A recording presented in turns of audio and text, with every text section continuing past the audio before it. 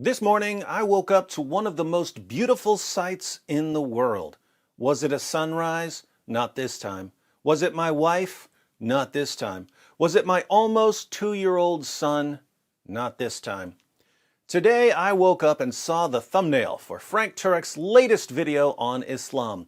The video is titled, "Is Islam False? Watch This," and the thumbnail features a cartoon of Muhammad.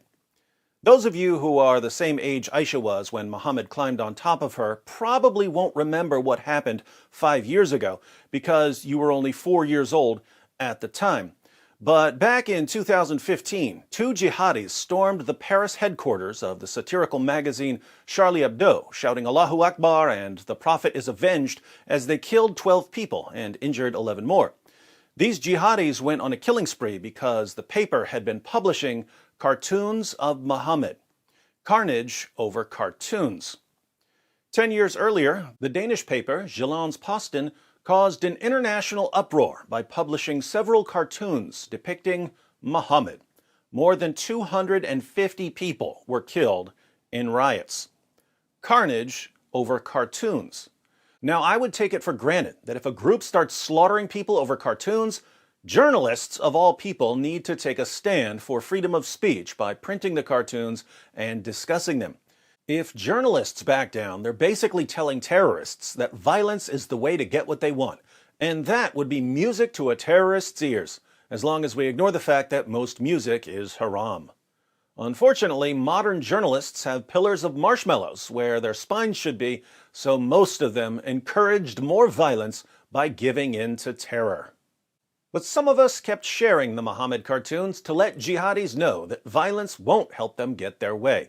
Killing people over cartoons will cause us to share the cartoons more. Here we are, just a few years later, and a mainstream Christian ministry can proudly post a cartoon of Muhammad on YouTube and no one dies or even gets threatened. That's progress. It's good for Muslims that jihadis aren't killing over cartoons. It's good for non-Muslims that jihadis aren't killing over cartoons. But there's another reason to be excited about the change that's taken place. When jihadis are running around slaughtering people over cartoons, that's a sure sign that their religion can't handle criticism and mockery. If a violent, oppressive religion can't handle criticism and mockery, what do you think our primary tools in responding to the religion should be? You guessed it, criticism and mockery. But Christians, especially Christian ministries and Christian apologists, didn't want to make fun of Muhammad, no matter how mockable he was. When a man has sex with a prepubescent girl and marries the wife of his own adopted son and beats his wives and allows his followers to hire prostitutes and walks around covered in semen and sucks on the tongues of little boys, he's basically inviting the world to mock him. He's begging us to mock him. He's saying, "Please mock me." But Christians don't want to do that because we've underestimated the power of mockery. We've even come to view mockery as unchristlike, despite the fact that Jesus was merciless in his mockery of hypocrites. He made fun of the way they gave money to the needy, saying that they announced their giving with trumpets in order to be praised by men. He made fun of the way they prayed, saying that they love to pray on the street corners so that they'll be seen by others.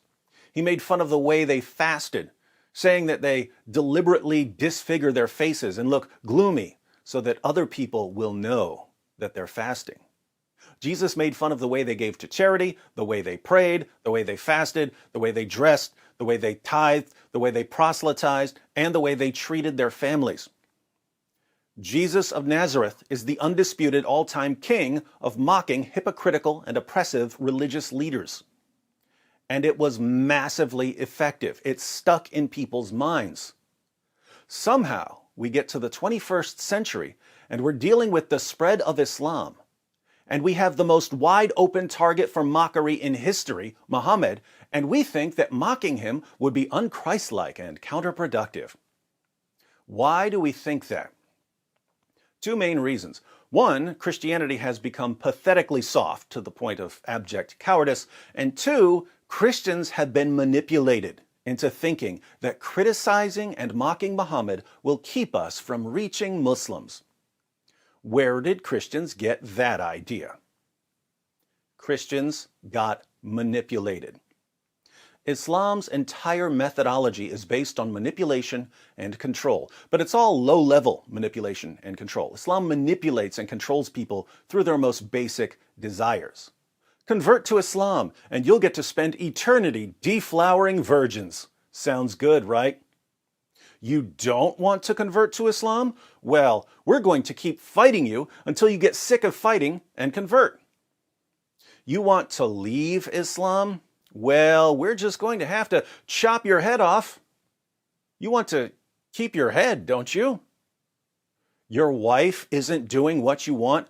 Just beat her until she obeys you. She won't like getting beaten.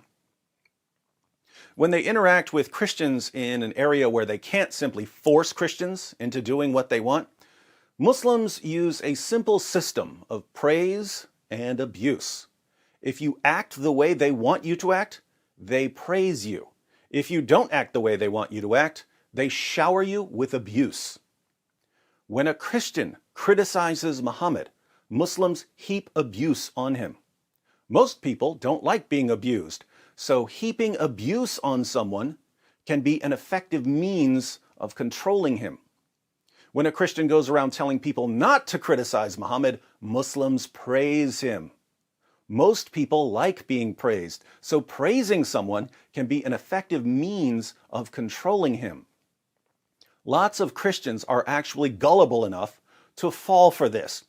Everyone, look at all the Muslims who are praising me and telling me how much they like my approach. I'm really getting through to them. Unlike those other Christians that Muslims keep attacking, those Christians don't know how to reach Muslims. That's why Muslims keep attacking them. I would take it as obvious that if Muslims think your approach has any chance of leading Muslims out of Islam, they're not going to praise you. So if Muslims were ever to praise my methods, that would be an immediate warning sign to me that I'm doing something horribly wrong. But lots of Christians just fall for this instantly. Muslims really like the way I talk about Muhammad. I'm so effective with them. They love me. Christians have fallen for this manipulation for years. Christians who don't fall for it are usually treated like outcasts. We're told that we don't care about reaching Muslims because we don't use the methods that Muslims praise. Instead, we use the methods that send Muslims into an uproar. Shame on us.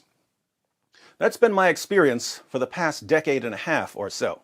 So when I wake up and see a popular mainstream Christian ministry with a cartoon of Muhammad in the thumbnail of their new video, I start to think that the tides may be turning, that Christian apologists may be realizing that Muhammad deserves to be criticized and mocked, and that far from being ineffective, criticism and mockery of perverted hypocrites like Muhammad can be massively effective. I criticize and mock Islam all day, every day through my videos, which are playing non-stop on computers and phones around the world. The sun never sets on the apologetics empire. And guess what? Muslims can't stay away. They're drawn to the mockery. And after they've witnessed the avalanche of evidence against their prophet, they leave Islam. Imagine a world where millions of Christians are exposing Muhammad day and night, where millions of Christians don't let hypocritical religious leaders tell us how to respond to hypocritical religious leaders, where millions of Christians return to our true Christian roots of mocking hypocrites and oppressors in epically memorable fashion. That would be a world in which Islam and its empire of fear and violence come tumbling to the ground. If you want to check out Frank Turek's new video on Islam with the infamous Muhammad thumbnail, the link is in the description box. On a related note, Cameron from Capturing Christianity interviewed me a while back on whether my methods cross the line. He posted that interview a couple days ago. The link to that video is also in the description box. Check him out.